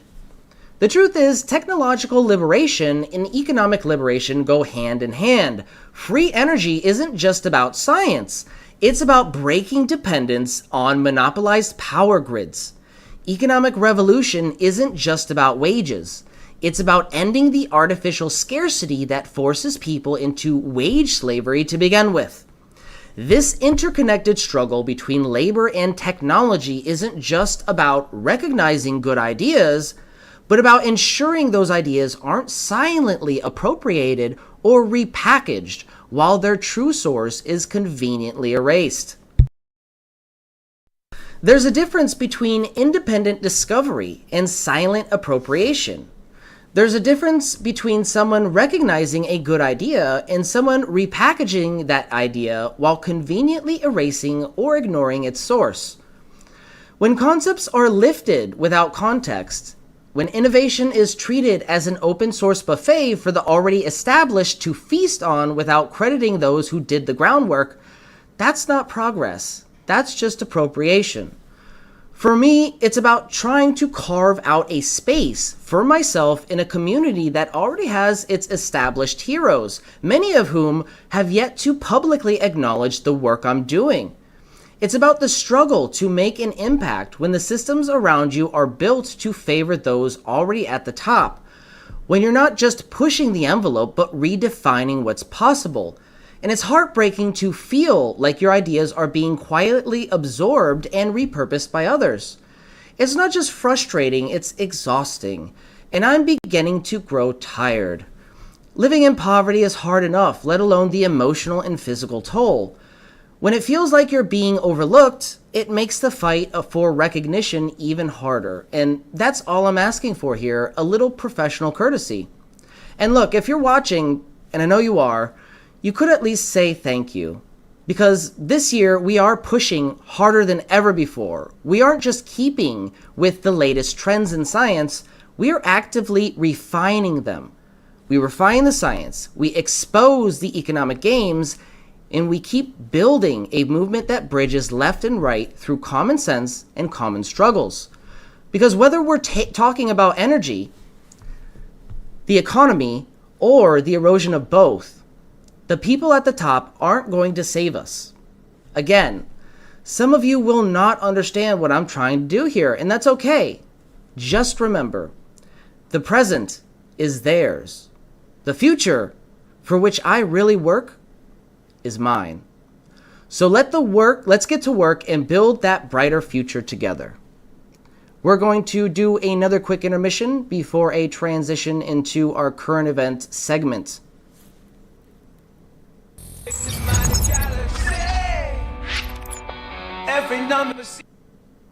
Have you heard about this benefactor guy? This dude is talking about free energy, but here's the twist. He says it's not free energy. He's calling it energy recycling, which first off is kind of genius, right? Because when you say free energy, people immediately throw you in the crazy bin. But energy recycling, that sounds like some next level Tesla shit. Yeah, man, it's all about the branding. But what is it that he's actually doing? All right, check this out.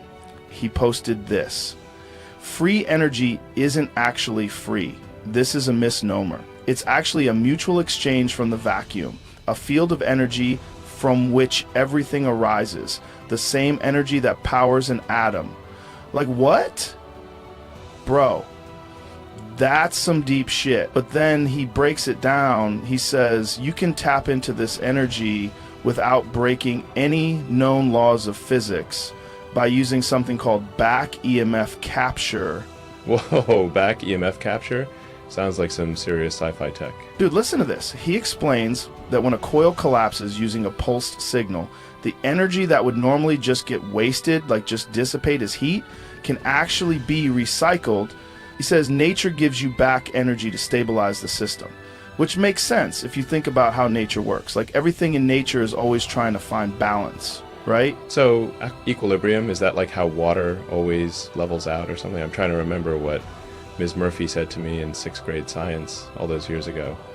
What was that? Oh yeah, Elon, stop eating that glue and pay attention. Man, if only I had listened, I'd probably be the one inventing energy recycling instead of just talking about it. Exactly. So he's saying that by intentionally destabilizing the system, collapsing the field, you actually get energy back as a kind of natural response.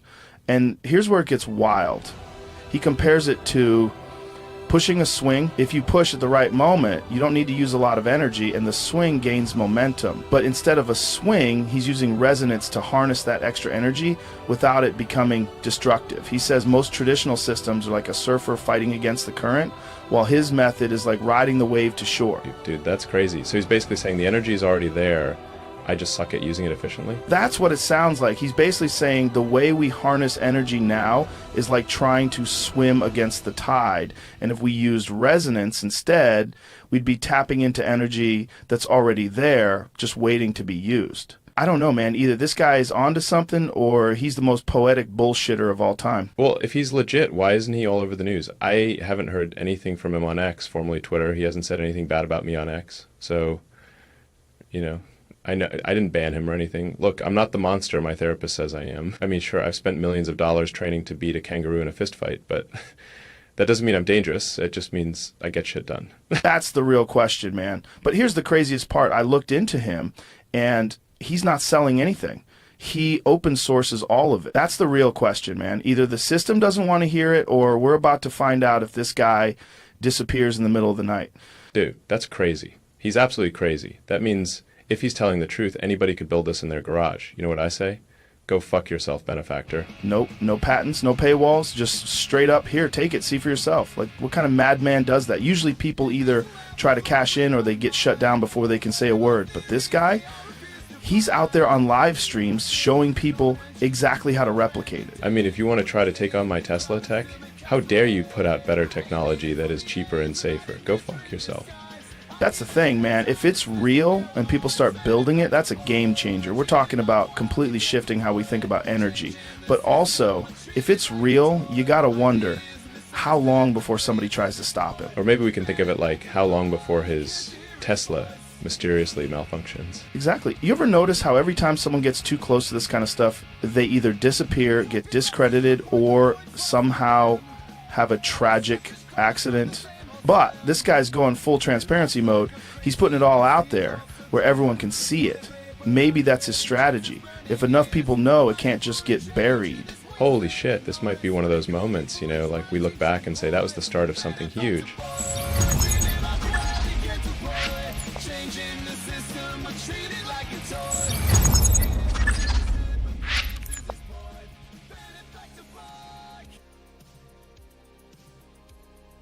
All right, welcome back to the Red Pill series. We're going to end this series with current events. And we're going to wrap up by 5 o'clock, hopefully, and take an hour break. And then we'll be back with another podcast, The Benefactor's Guide to Free Energy Devices, where we hopefully will have Mike Does on to companion us while we give our lecture. So, current events. We have an interesting video I want to review of Sam Seder taking on 20 MAGA supporters. And this is an interesting deep dive into some of the mindset of the MAGA support at this moment. It's in my opinion that the MAGA mindset is more of a cult personality.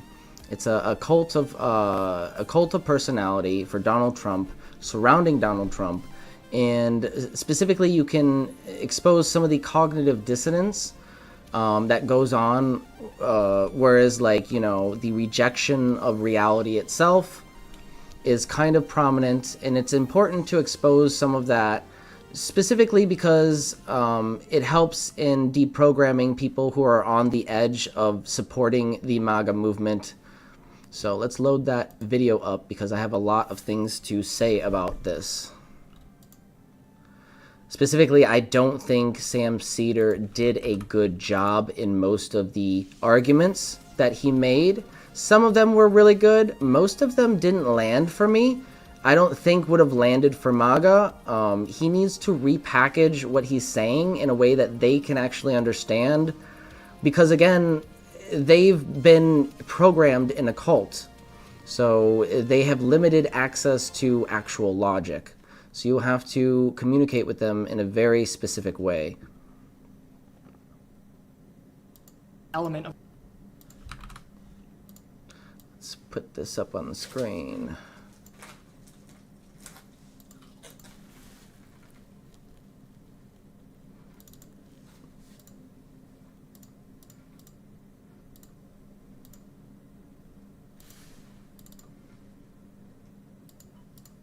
To push them to hire these. like, what's the problem with xenophobic nationalism? Don't you think that's better for Americans in general? To be xenophobic, yes. nationalism is better. We should have a coherent culture. Everyone should be a part of the same culture. Which, do you get to choose what the culture is? We already have a dominant culture. I mean, look, I gotta be honest with you, like, you and I have a fundamental disagreement. We will never see eye to eye on this. Hi, I'm Sam Seder, host of the Majority Report, and today I am surrounded by 20 conservatives.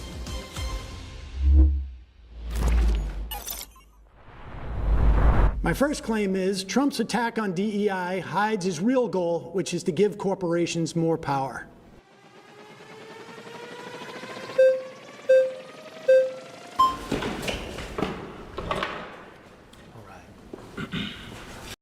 So whoever touches the chair first gets to debate. Sorry, Sam. No worries. All right.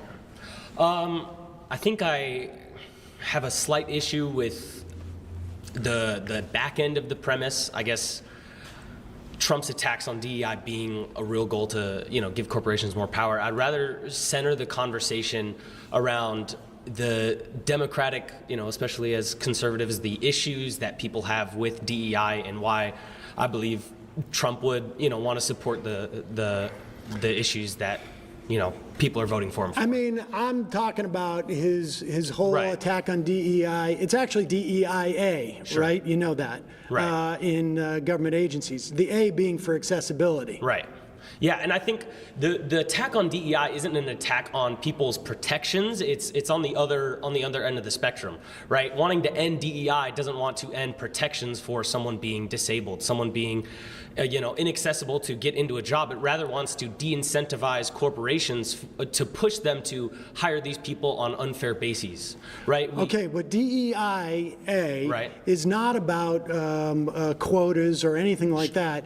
It is about protections for people within these organizations, or to make sure that you have different communities that have the opportunity to apply to these things. Right. So it can mean, within government agencies, it means things like, let's pay interns so that not only wealthy people can have their kids do internships in these agencies. Right.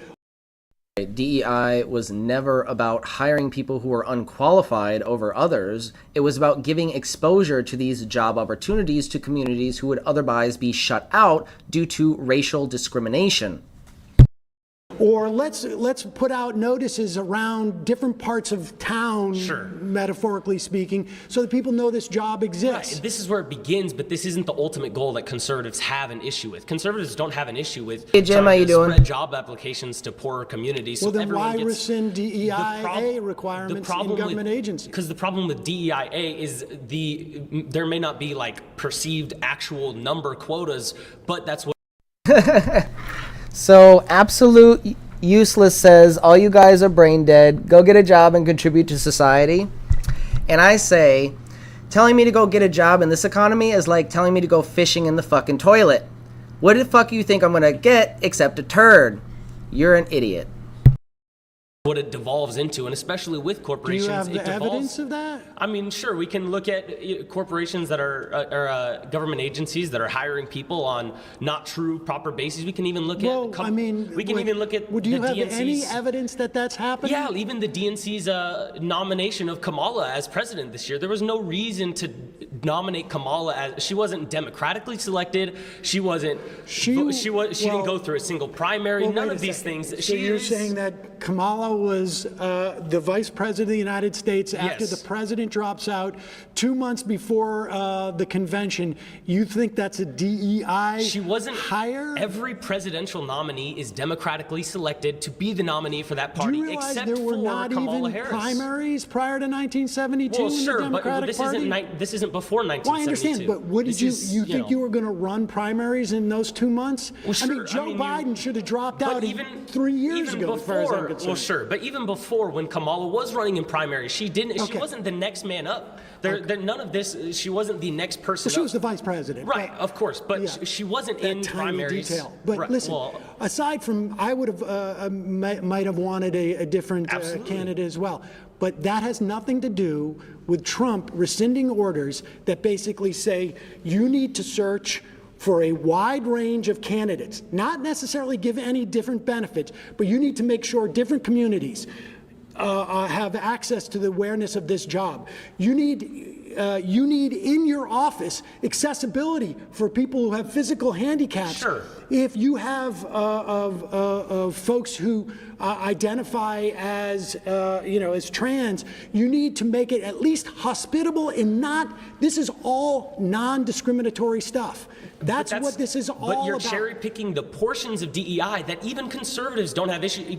Conservatives don't have issues with making workplaces. The whole DEI apparatus within our government was a function of doing exactly what I said. Had nothing to do with quotas. It is unfortunate that those things get taken out, and there might not have been. Jim asks, how can I make a free energy device for a school project? First off, I wouldn't label it free energy. What I'm doing is labeling these devices as energy recycling, as a rebranding method to get people interested in the actual science behind it. Because when you say free energy, people often just dismiss it as ridiculous and they don't actually listen to anything you have to say on the subject. So it's more of a smear than anything to call it free energy. That being said, the name is catchy and it is something that needs to be strategically used and not just used blatantly anywhere. I would recommend doing a project on energy recycling systems, and I have a do-it-yourself guide for a very easy coil system that produces enormous amounts of efficiency compared to any off-the-shelf inverter. You're talking about 15.5 hours of lighting compared to only 3.5 hours of lighting for an 88.5% efficient inverter. So that's like over 4 times more efficient than an 88.5% efficient system. So yeah, there's a do-it-yourself guide. I will post it in the chat. The video that goes along with it and the guide is in the description. It'll get you started in making these systems because I have open sourced everything to make sure that you guys can build them. So I have all the videos in there, the tutorials to get you started, how to make your coil, how to make the spool, everything, how the science works, how this technology could be adapted and scaled. All of that information is there in the guide. And I'm going to post that in the chat for you, Jim, for your school project. And I guarantee you, if you follow this guide, you will be the greatest, you'll have the greatest science project that school has ever fucking seen. Guaranteed. Specific what numerical else was he trying to take out with it's trying to take out people getting jobs that don't deserve those jobs. People getting pushed into positions they have no qualification. There is no evidence of what you just said happening in these government agencies. That's not true at all. I mean, we're not allowed to sit here and have notes and numbers to pull up for you. You can't, give me one example. You can't ask me to pull up numbers when I'm not able to sit here and look on a computer for you, but these are the problems that conservatives... Sorry, you've been voted out. Please return to your seat.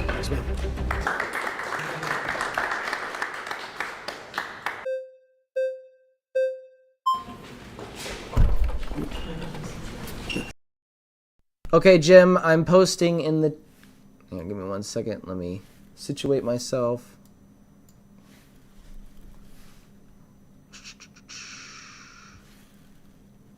All right, I'm posting in the chat for you a link to my 0 Point Energy Solved part 2 video. It's the redemption story, the second part of the story, and kind of like the complete journey, how this system was able to evolve from basically just getting my foot in the water and, you know, testing what it's capable of to actually something practical and usable.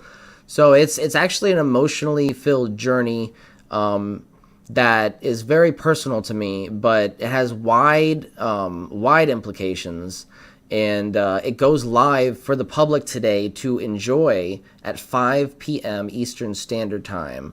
So if you're not a member, you just wait till 5 o'clock and you'll be able to have access to that. But until then, you can still click the description and get the Phase 2 guide. And I recommend going over the guide and the information in there in full, because there is a lot of information, but it's all critical. It's all vital stuff. And we have done a breakdown on live streams in the past over some of that data. So I have linked some videos and tutorials in the Phase 2 guide. So everything's right there that get you started with your energy recycling system.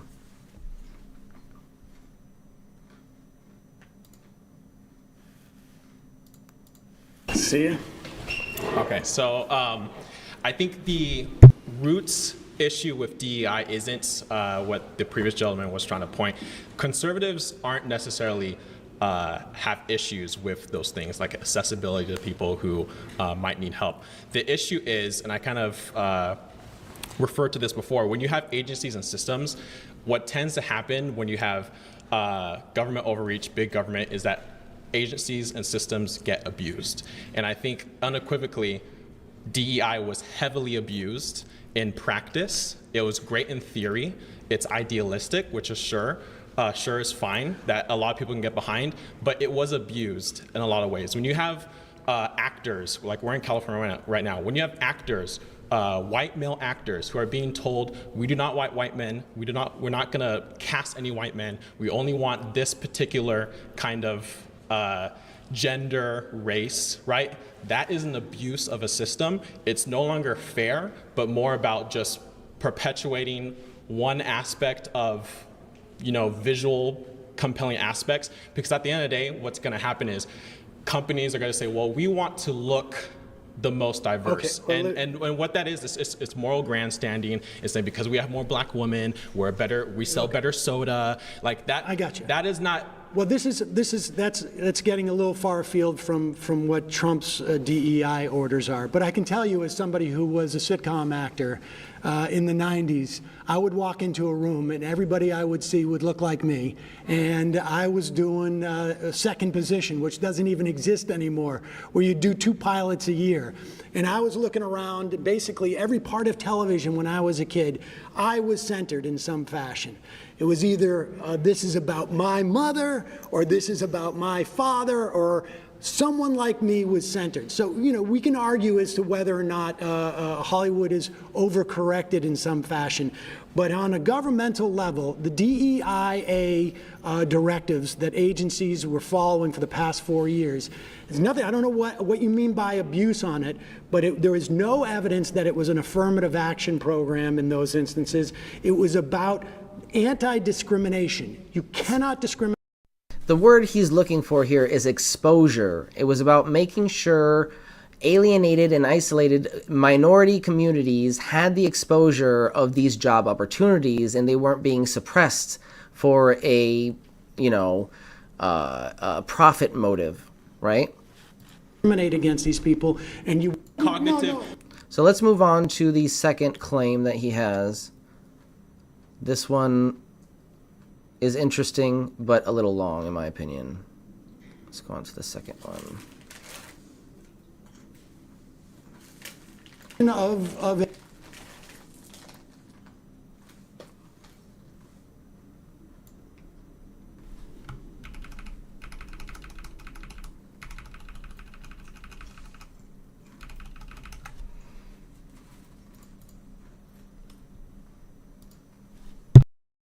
So let's tackle The government's definition of it. Okay, well, I would being underreported or not even reported at all. That's why they put an ad right there in the transition, and they didn't break down the video into chapters, which is very inconvenient for viewers. I try to when I can, at least for my videos and not my live streams. There we go. Or a xenophobic nationalist voting for Trump was a billionaire, a religious fundamentalist. Into it.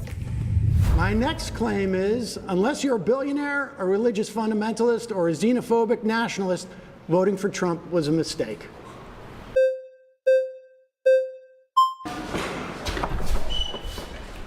Okay, so let's tackle one aspect, religious fundamentalists. What benefit would religious fundamentalists get? And also, can you define what is a religious fundamentalist? And maybe you could say more of like a Christian nationalist. Okay. In this instance. But things like, you know, the attacks on trans folks, the attacks on a woman's right to choose, the idea that we're going to get stuff like an enhanced RFRA, which is going to mean that if you're a pharmacist and you don't want to provide birth control, you may not have to.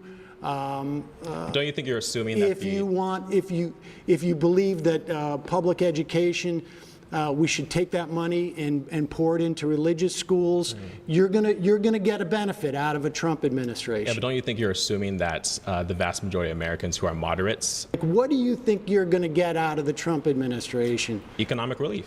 That was what kind of economic relief? They're going to cut Social Security. You're going to have to pay for your parents.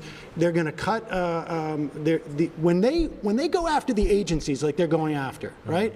This is outlined in Project 2025. Russ Vought, who's going to be the OMB head, he was the OMB head the first time around. He wrote all the book on this stuff. Okay, well, you bring up Project 2025. When you cut agencies and go after them, and you fire all the inspector generals so that they're not being able to make sure that the agencies are working, who do you think profits from that? It's corporations. They're going to go after agencies that make sure your food is not full of botulism, that your air is not full of mercury, that your water is not full of C8. This is what they're going to do.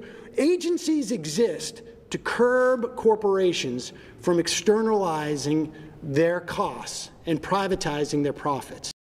Some of these are we call them in mainstream economics externalities, but they're really just consequences of how we organize labor, with a small group at the top or a single individual dictating all of the key decisions of the enterprise, juxtapose a mass of workers who do all the actual production and have no actual say. They live in that environment. They would never collectively vote to pollute their own river, but the CEO who lives in a different neighborhood might do that. So think about that for a moment. So it may be cheaper for a company to dump the